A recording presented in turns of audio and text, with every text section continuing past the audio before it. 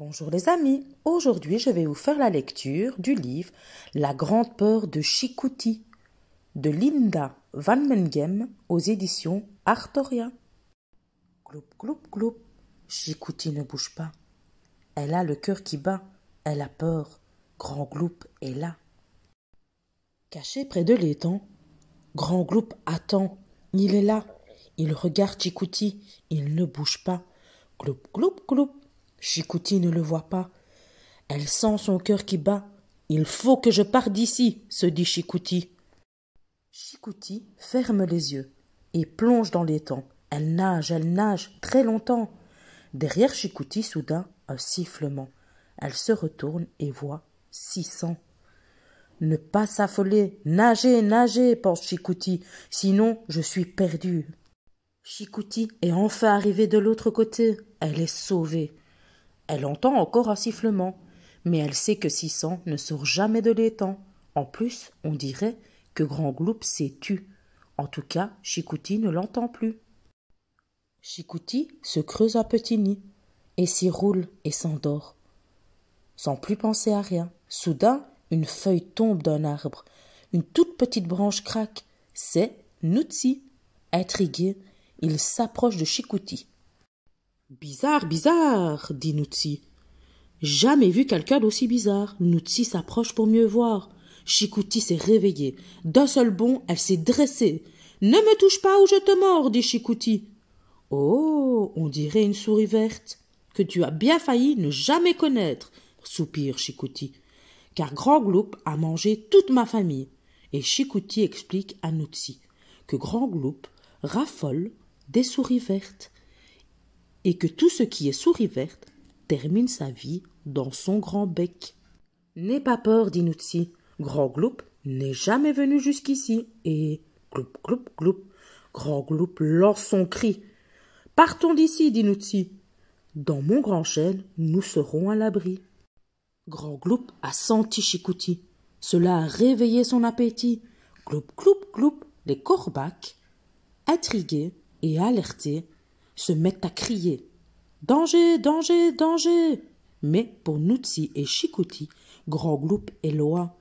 Ils sont dans le grand chêne, ils ne craignent rien. Hors de danger et bien cachés, Noutsi et Chikouti continuent à papoter. « C'est drôle, dit Noutsi. Moi, c'est 600 que je crains le plus. 600 le serpent ?» Pourtant, dit Chikouti, Grand Gloup est beaucoup plus méchant. Oui, mais il ne mange que les souris vertes, dit Noutsi. Pas du tout, Grand Gloup mange de tout, même les gros vers debout. Mais les souris vertes, c'est ce qu'il préfère. Il en mange toujours une comme dessert. Chikouti s'est arrêtée de parler. Elle a entendu un petit bruit de nouveau. Elle a peur. Noutsi lui dit que ce n'est rien, c'est juste grand-père qui revient. Grand-père découvre Noutsi et Chikouti, qui se sont réfugiés chez lui. En un clin d'œil, Noutsi lui explique tout. Grand Gloup, Chikouti et les souris vertes. Grand-père a tout écouté et il promet de les aider. Grand Gloup, lui, est resté dans les bois, en attendant de déguster Chikouti, qu'il ne trouve pas. Il s'est mis à gober des œufs, à engloutir des poules d'eau, à sucer des libellules, à plumer des oiseaux. Et quand Grand Gloup se met à manger, personne ne sait dire quand il va s'arrêter. À l'appel de grand-père, les animaux sont tous là, réunis au milieu du bois, dans la plus grande des clairières. Roucoucou parle le premier. Grand Gloup a dévoré toute ma couvée. Et moi, dit Renardine en colère, il voulait enlever toute ma famille au fond de ma tanière. Sans moi, mes renardeaux ne seraient plus là. Ça ne peut plus durer, ajoutent les corbacs, très fâchés. Il faut lui livrer. Lui livrer qui? Demande Noutsi. Chikouti, répond-il en chœur les animaux. Si Grand Gloup est venu ici, c'est à cause de Chikouti. C'est elle que Grand Gloup a suivi. Vous allez donc me livrer au Grand Gloup? Demande Chikouti. Vous ne ferez pas ça, répond Noutsi. Vous n'avez rien compris, dit grand-père, hors de lui. Grand Gloup mange de tout. Aujourd'hui ce sera Chikouti et demain ce sera vous. C'est vrai, on s'est trompé. On n'a pas réfléchi. Chikouti peut rester, dit un corbac, un peu gêné.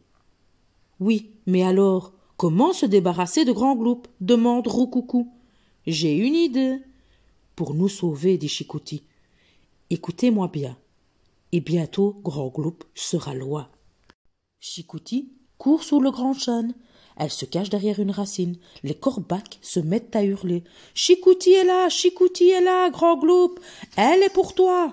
Gloup, gloup, gloup. Chiquouti entend Grand Gloup qui s'approche. Chiquouti a peur. Son plan va-t-il réussir? Gloup, gloup, gloup. Grand Gloup s'est approché. On l'entend même respirer. Grand Gloup va sauter sur Chiquouti. Noutsi crie « Vite, Renardine, vite, saute-lui dessus !» Renardine saute sur Grand Gloup. D'un grand coup de dent, elle le mord violemment. Grand Gloup, surpris, se retourne. Une pluie de glands et de noisettes lui tombe sur la tête. Les corbacs se ruent sur lui sans pitié et le picotent de la tête aux pieds. Grand Gloup n'a plus qu'une idée, quitter les bois, traverser l'étang, partir d'ici, rentrer chez lui. Mais dans l'étang, Sissan l'attend. Cela fait longtemps que Sissan n'a plus rien mangé. Grand Gloup passait toujours avant. Il ne lui laissait jamais rien et Sissan a faim. Grand Gloup a beau nager, nager, il est bien vite rattrapé. En 2 coups de dent, Sissan l'avale entièrement. Les corbacs, à tire-d'aile, annoncent la bonne nouvelle. Les animaux du bois sont délivrés. Grand Gloup est mangé et il faudra du temps avant que Sissan ne l'ait entièrement digéré. Et Chiquouti a trouvé un ami. Elle partage son nid et vit avec lui sans souci.